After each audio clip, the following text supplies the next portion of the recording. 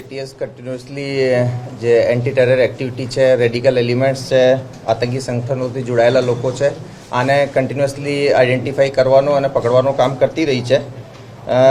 2023થી હાલ સુધીમાં લગભગ 3.5 વર્ષની અવધિમાં અમે એ કેસથી પહેલાં 10 જુદા જુદા યુએપીએ અને બીએનએસ આઈપીસીમાં કેસીસ કર્યા છે, જે કે ટેરરિસ્ટ એક્ટિવિટી રિલેટેડ હતા, જેની અંદર 30 આરોપીઓ પકડ્યા હતા. આ જ કન્ટિન્યુએશનમાં લાસ્ટ 3.5 વર્ષમાં 11વો કેસ છે, જેમાં 8 આરોપીઓ પકડ્યા છે અને ટોટલ 38 આરોપી હાલ સુધી અમે લગભગ 3.5 વર્ષમાં પકડ્યા છે. આ પર્ટિક્યુલર કેસની વાત કરીએ તો થોડાક ટાઈમ પહેલાં ગુજરાત એટીએસના ડીવાયએસપી હર્ષ ઉપાધ્યાયને એક બાતમી મળી હતી કે બનાસકાંઠા અને પાટણ અને નિયરબાય એરિયાઝની અંદર થોડા ઘણા એલિમેન્ટ્સ એવા છે જે કે પાકિસ્તાનના ટેરરિસ્ટ ઓર્ગેનાઇઝેશન જૈશ એ મોહમ્મદ થી સંકળાયેલા છે અને અહીંયા એની એક્ટિવિટીઝનો, એની વિચારધારાનો પ્રચાર પ્રસાર કરી રહ્યા છે. આ ઇનપુટને વેરીફાઈ કરવા માટે એટીએસના એસપી શ્રી કે સિદ્ધાર્થના નેતૃત્વમાં એક ટીમ બનાવવામાં આવેલી, જેની અંદર DYSP Harsh Upadhyay, wireless PI D V Rathod, wireless PI Kripal Goletar, wireless PI Manal Shah, wireless PI Mayank Jhala, police sub inspector Manish Patel, PSI D V Rawari અને બીજા સ્ટાફ સામેલ રહેલા. આ લોકોએ આ ઇનપુટ્સને વેરીફાઈ કર્યા, ડેવલપ કર્યા હ્યુમન ઇન્ટ મારફતે, ટેકનિકલ ઇન્ટ મારફતે, અને પરમ દિવસે રાત્રે એ ડિટેલ ઉપર પહોંચ્યા કે લગભગ એ 8 જુદા જુદા માણસો છે જે મૂળ ભાગડ અને આજુબાજુના ગામોના છે અને એ હાલમાં અલગ અલગ જગ્યાઓ પર રહી રહ્યા છે અને એ જૈશ એ મોહમ્મદથી સંકળાયેલા છે. આ લોકોની ઓળખ કરવામાં આવેલી. એના નામ જે છે આપને ખબર છે, અહેમદ, ઇબ્રાહિમ, મુદસ્સિર, જકરિયા દુરાની, મુફ્તી ફૌજાન, મોહમ્મદ અમીન શેરા, મોહમ્મદ સાઉદી, બિલાલ દુરાની. આ બધા લોકોએ આઈડેન્ટિફાઈ કરવામાં આવેલા. આના માટે જુદી જુદી ટીમ બનાવવામાં આવેલી. એ આરોપીમાંથી 3 આરોપી ભાગડ ગામમાં રહેતા હતા, કન્ટિન્યુઅસલી આની લોકેશન ત્યાં જ આવતી હતી. સાથે સાથે 3 જે છે એ ખડિયાસન સિદ્ધપુર પાટણમાં એક મદરસાની અંદર રહેતા હતા.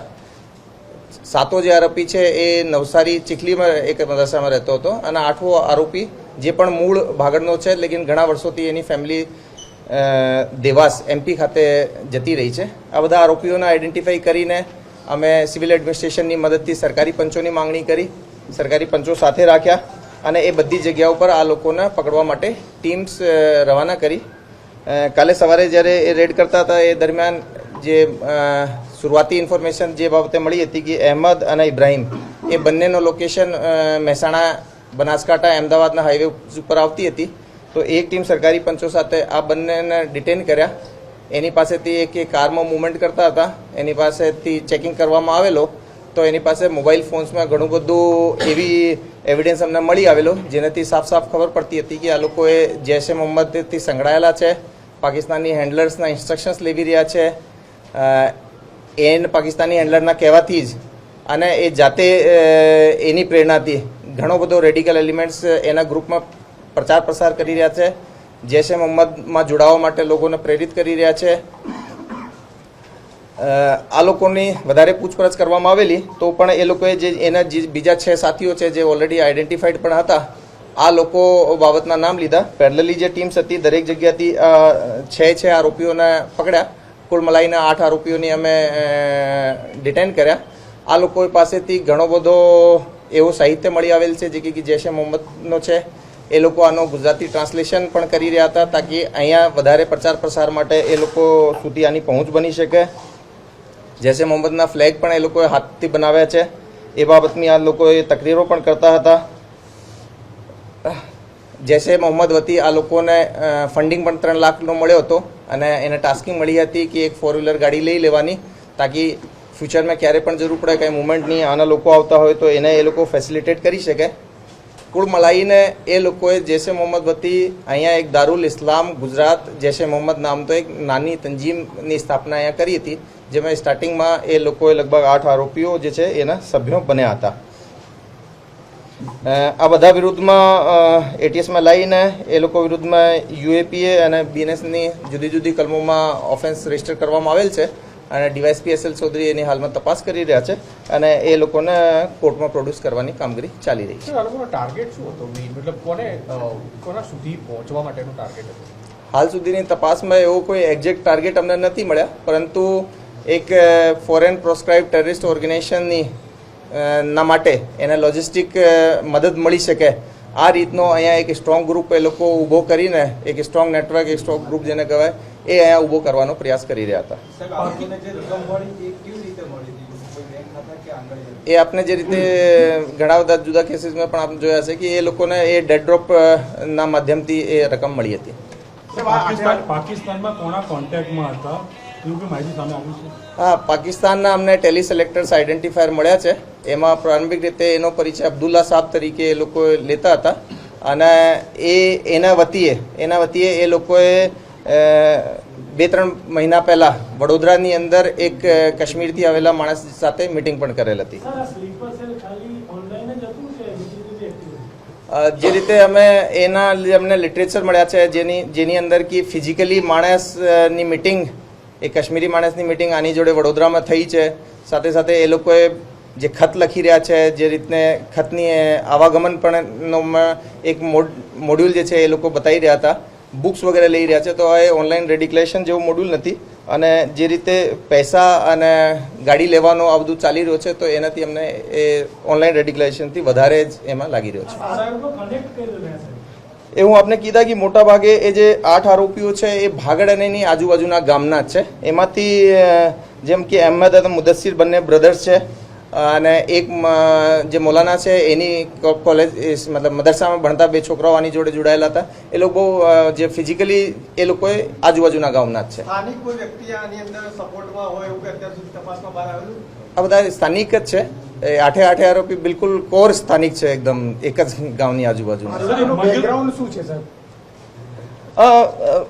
જુદા જુદા બેકગ્રાઉન્ડ છે. મોટાભાગે તમે જોશો તો ઉંમર 19, 30, 22, 21, 40 આ રીતના છે. મોટાભાગે પરચુરણ કામગીરી કરવાવાળા મદરસામાં ભણાવતા છોકરાઓ છે અને થોડા ઘણા લેબર વર્ક પણ કરતા હતા. મધ્યપ્રદેશમાંથી જે પકડાયા છે એમનું કનેક્શન કેવી રીતે થયું છે? એ મધ્યપ્રદેશથી જે છોકરો પકડાયો છે એ પણ મૂળ ભાગળ ગામનો જ છે. એની ફેમિલી લગભગ 15-20 વર્ષ પહેલાં જતી રહી હતી દેવાસ અને આનો જ એક ભાઈ જે આપણે અહીંયા મદરસાથી પકડ્યો છે એ પણ આનો ભાઈ જ છે જેની ત્યાંથી અટક થઈ છે.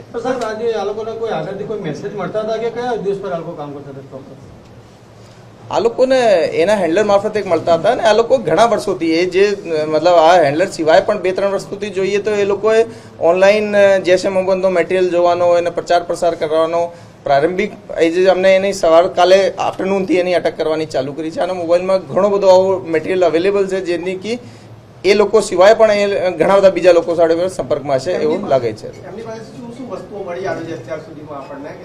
અમે આની પાસેથી ફોન્સ કબજે કર્યા છે, લેટર્સ કબજે કર્યા છે, લિટરેચર કબજે કર્યો છે. આની હેન્ડરાઇટિંગમાં જે ટ્રાન્સલેશન એ લોકો કરતા હતા એ કબજે કર્યા છે.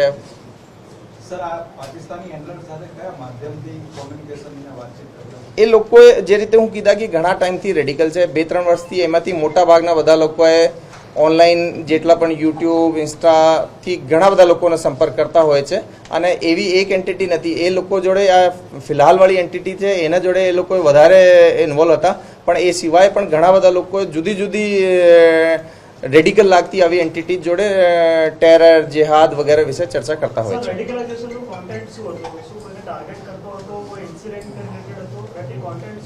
નહીં, એ લોકોએ મસૂદ અઝહરથી બહુ વધારે પ્રભાવિત હતા જે જૈશે મોહમ્મદનો હેડ છે અને એના ઘણા બધા વિડીયોઝ, એના બયાનો એ બધું સાંભળતા હતા. સર, અગાઉ પણ આવી રીતે એટીએસની કાર્યવાહી થઈ છે ને તેમાં પણ સોશિયલ મીડિયા મારફતે આવી રીતે આતંકવાદી વિચારધારા ફેલાવતા ઘણા બધા આતંકીઓને પકડવામાં પણ આવ્યા છે. આ લોકોને એની સાથે કોઈ પણ પ્રકારના સંપર્ક હોઈ શકે? પહેલાના કેસીસની અમારી જે ઇન્વેસ્ટિગેશન છે એમાં આ લોકોનો ડાયરેક્ટ કોઈ ઇન્વોલ્વમેન્ટ આ લોકો જોડે મળ્યા હોય એવું કંઈ આવ્યું નહીં.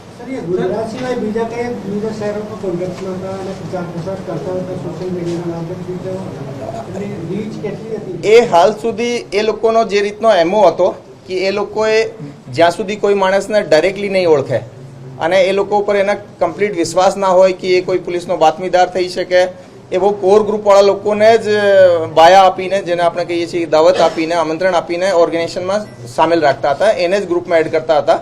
કોઈ પણ એવા માણસ જેને ઉપર એને કમ્પ્લીટ ભરોસો ના હોય કે આ જેહાદના પ્રતિ જજ્બો રાખે છે એવા કોઈ માણસને પણ એ લોકોએ બાયત દાવા નહીં આપતા હતા. છેલ્લા કેટલા સમયથી આ રીતે ચાલુ કર્યું હતું પ્રવૃત્તિ કરવાનું ને ક્યારથી આ લોકો કરતા હતા?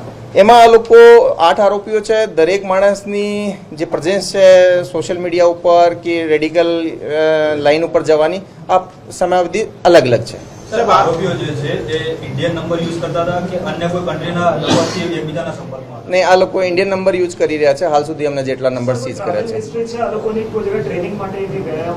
નહીં, હાલ સુધી એટલી હિસ્ટ્રી ઉપર અમે નથી કરી શક્યા. કોઈ રેકી કે કરેલું નહીં હું લીડ કોણ કરતું હતું અને આ કીધા કે આજે છે એની અંદર જે અહેમદ અને ઇબ્રાહિમ છે એ દોનો બંને મતલબ મેન આ લોકો એ પૂરા ગ્રુપના અહીંયાના લીડર કહી શકાય એવા માણસો હતા. સાહેબ આ લોકો આટલા ટાઈમથી આ કરતા હતા, રથયાત્રા આવી રહી છે, આ લોકોને એમાં કોઈ પ્લાન કે એ બધું મુલાકાત લીધી એવું કંઈ ખરું? નહીં, એવો અમદાવાદનો આ એરિયાનો કંઈ અમને હાલ સુધીના એના ટેકનિકલ ડેટાથી કંઈ મળ્યો નથી. આના ઇન્ટ્રોગેશનમાં પણ કંઈ આવ્યો નથી. સર, આરોપીઓને કોર્ટમાં રજૂ કરવામાં આવે છે. કેટલા દિવસના રિમાન્ડ? હા, એક ટીમ આને લઈને કોર્ટમાં જ છે અને એને જેમ રિમાન્ડ મળશે અમે આપને જણાવીશું. આ આઠમાંથી સૌથી પહેલા પાકિસ્તાન હેન્ડલરનો કોન્ટેક્ટ કોની જોડે થયો હતો આઠમાંથી? જો એ બધા લોકોએ ઘણા બધા લોકો જોડે કોન્ટેક્ટમાં છે, પરંતુ અમારા હાલના જે એ લોકોએ એક્ટિવિટી કરી રહ્યા છે, જે રીતની ટાસ્કિંગ થઈ રહી છે આ લોકોને, તો એના આધારે અમે કહી શકીએ કે જે અહેમદ અને ઇબ્રાહિમ છે એ બંને સૌથી વધારે પહેલાં હેન્ડલર જોડે કોન્ટેક્ટમાં આવ્યા છે અને એના પાસે એ જ લોકોએ વડોદરામાં હેન્ડલર વતી જે માણસ આવ્યો એની જોડે મળ્યા હતા. સાહેબ આ પૈસા કોને આપવામાં આવ્યા હતા આઠમાંથી 3 લાખ રૂપિયા? હું કીધા આપને જે અહેમદ અને ઇબ્રાહિમ છે એને જ આપવામાં આવ્યો. અને ગાડી ખરીદી હતી કે ખરીદવાના હતા? એ સેકન્ડ હેન્ડ ગાડી ખરીદી લીધી હતી. એને પણ સીઝ કરવામાં આવેલ છે.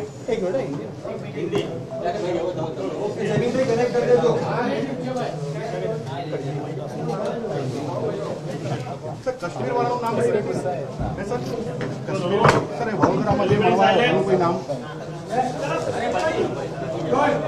सर एटीएस ने 8 जैश ए मोहम्मद मॉड्यूल के सपोर्टर आतंकवादियों को गिरफ्तार किया है. क्या क्या इन्फॉर्मेशन सामने आई और किस तरह से पूरा ऑपरेशन पार हुआ?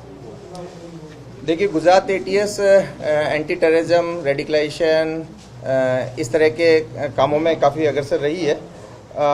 पिछले 3.5 साल के अंदर एटीएस ने 10 केसेस किए और 30 आरोपियों को पकड़ा है जिनके विरुद्ध बीएनएस और यूएपीए में केस दर्ज किए गए हैं. ये एटीएस का 11वां केस है 3.5 साल में और टोटल अभी तक आरोपी हमारे 38 इसमें अरेस्ट हुए हैं, जो कि एक अच्छी सफलता की तरफ दिखाता है. हाल ही में कुछ समय पहले गुजरात एटीएस के डीवाईएसपी हर्ष उपाध्याय को एक इन्फॉर्मेशन मिली थी कि बनासकांठा पाटन के आसपास के एरिया के कुछ लोग जो हैं वो पाकिस्तान के जैश ए मोहम्मद नाम के संगठन से जुड़े हुए हैं और उसकी जो विचारधारा है उसका प्रचार प्रसार कर रहे हैं, एक एक्टिव नेटवर्क बना रहे हैं, उनका एक छोटा ग्रुप बना रहे हैं.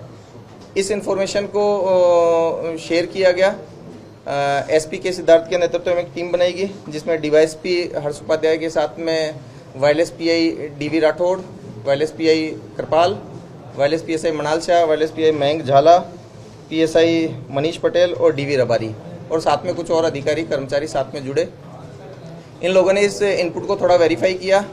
इसके ऊपर वर्कआउट करने पे ये फाइनली कुछ लोगों को आइडेंटिफाई कर पाए जो कि इस तरह की एक्टिविटी में जुड़े हुए हैं. फाइनली परसों शाम तक जब ये कंप्लीट ये लोग आइडेंटिफाई हो पाए तो सिविल एडमिनिस्ट्रेशन की मदद से हमने सरकारी पंचों की रिक्विजिशन की और उनको साथ लिया गया. अलग अलग टीम बनाई गई. आरोपियों की जब प्रोफाइलिंग की गई तो इसमें से 3 आरोपी भागड़ बनासकांठा में रह रहे थे, 3 आरोपी खड़ियासन सिद्धपुर पाटन में एक मदरसे में रह रहे थे, एक आरोपी जो मूल भागड़ का ही है लेकिन अभी चिखली नवसारी में रह रहा था और एक आरोपी जो कि भी भागड़ बनासकांठा का ही नेटिव रहने वाला है लेकिन इसकी परिवार कुछ सालों से देवास एमपी में रह रहे हैं. इन सभी के लिए टीम बनाई गई. बनासकांठा, नवसारी, पाटन की एसओजी टीम और उनकी जिला पुलिस की मदद ली गई. एमपी देवास पुलिस की बहुत ही अच्छी मदद इसके अंदर रही इसको डिटेन करवाने में.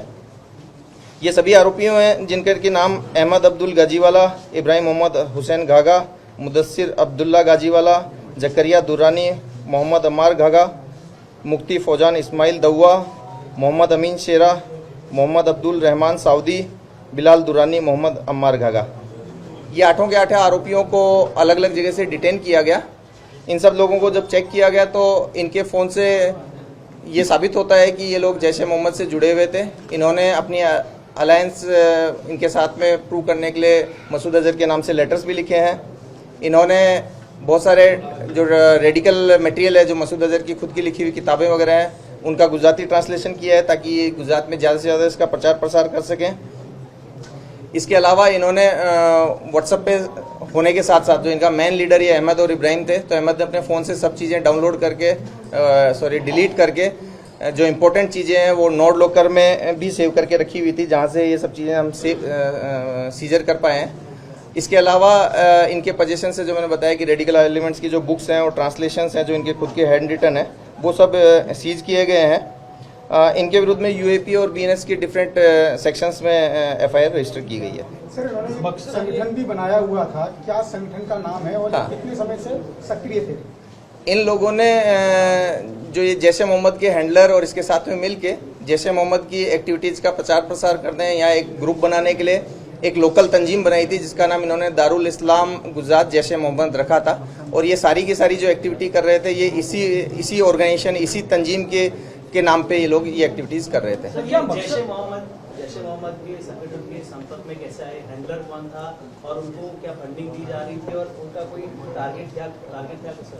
देखिए, ये लोग बहुत अलग अलग उम्र के हैं, अलग अलग जगह पढ़े लिखे हैं। ये लोग कई सालों से सोशल मीडिया के मार्फत, विभिन्न वेबसाइट्स के मार्फत, यूट्यूब के मार्फत टेरर रिलेटेड कंटेंट जो है देखते रहते हैं, टेरर रिलेटेड कंटेंट डालने वालों को फॉलो करते हैं। और इसी दरमियान ये जो अहमद और इब्राहिम है और साथ में जो मोहम्मद साबदी है, इनको कुछ ऐसे पाकिस्तान बेस्ड हैंडल मिले थे जो कि डायरेक्ट जैश ए मोहम्मद से जुड़े हुए थे और उनके कहने पे इनको फंडिंग भी प्रोवाइड की गई। अहमद और इब्राहिम जो है वो 2-3 महीने पहले उस जैश ए मोहम्मद की तंजीम के वती एक इंसान इनको वडोदरा में भी मिला जिसने इन्हें कुछ बुक्स वगैरह प्रोवाइड कराई। तो इस तरह से ये थोड़ा सा बहुत सारे लोग इसमें इन्वॉल्व हैं। प्रारंभिक रूप में इन 8 आरोपियों को पकड़ लिया गया है और इनके विरुद्ध में एफआईआर दर्ज की गई। जो बंदा वडोदरा में मिला था वो भी कौन था और क्या इन्हें कोई पैसे भी दिए गए थे? हाँ, इन लोगों को जैश ए मोहम्मद की तरफ से 3 लाख रुपए दिए गए थे और इनको एक टास्किंग दी गई थी कि एक ये 4-व्हीलर गाड़ी खरीद के रखेंगे। साथ ही साथ में इनको एक हाइड आउट के लिए भी एक इंस्ट्रक्शन दिया गया था कि भाई एक छोटा घर वगैरह सेफली हायर करके रखें। सर, गुजरात के अलावा और किन किन राज्यों में या शहरों में सक्रिय थे? नहीं, अभी तक इनके जो ग्रुप की एमओ थी वो ये थी कि ये अपने ग्रुप को बहुत छोटा रखेंगे, लिमिटेड रखेंगे, जिस पे भी विश्वास ना हो, जिसको ये खुद से ना जानते हो, ऐसा कोई भी आदमी जिसका जिहाद के प्रति जज्बा बहुत मजबूत ना हो, ऐसे किसी आदमी को ये अपने ऑर्गेनाइजेशन के बारे में, अपना जो मकसद है उस सब के बारे में कुछ बात नहीं करेंगे। बहुत लिमिटेड रखते हुए जिनको पर्सनली जानते हैं उन्हीं सबको सिर्फ ग्रुप का मेंबर बनाएंगे। तो ये बहुत सेलेक्टिव थे अपने ग्रुप में, अपनी तंजीम में लोगों को जोड़ने के प्रति। संपर्क में थे और वडोदरा में जिससे मिले, क्या उसकी भी कोई जानकारी नहीं? हाँ, अभी वडोदरा में जो शख्स मिला है उसकी कोई जानकारी नहीं है क्योंकि वो लगभग 2-3 महीने पहले इनसे मिला था, उसका कोई आइडेंटिफायर नहीं मिला है। लेकिन जो पाकिस्तान से जो शख्स अब्दुल्ला करके जो बंदा इनके कांटेक्ट में है, उसके हमें टेली सेलेक्टर आइडेंटिफायर मिले हैं। सर, इनके पास से कोई हथियार मिला है कि नहीं मिला है? नहीं, कोई हथियार इनके पास से नहीं मिला। नहीं, मैंने बताया कि ये बहुत सालों से ये लोग रेडिकल आइटम्स देख रहे थे, मसूद अजहर से बहुत ज़्यादा प्रभावित थे, उसके बहुत सारा कंटेंट ये एक दूसरे को भेजते भी थे और इनके नोट लॉकर के अंदर, इनके व्हाट्सएप अकाउंट्स में इसका बहुत सारा कंटेंट अवेलेबल भी है। नहीं, मैंने बताया कि ये बहुत सेलेक्टिव अपने तंजीम को आगे बढ़ाने का काम कर रहे थे। इन्होंने जब तक जिसको पहले से नहीं जानते, जिस पे विश्वास कर सकते हैं, उसके अलावा किसी को अभी तक टच नहीं किया था। नहीं, मैंने ये इनके जो पूरी डिटेल्स है वो हम इसमें फॉलोअप में भी आपको कुछ चीज़ें बताएंगे, पर अभी तक जितनी चीज़ें रिवील हुई है वो हमने आपको बताई। सर, रथ यात्रा निकलने वाली है, क्या कुछ रथ यात्रा को लेकर के इनका भी नहीं, रथ यात्रा को लेकर के ऐसा कुछ भी हमारे इन्वेस्टिगेशन में अभी तक इनका कोई कनेक्शन सामने नहीं आया है।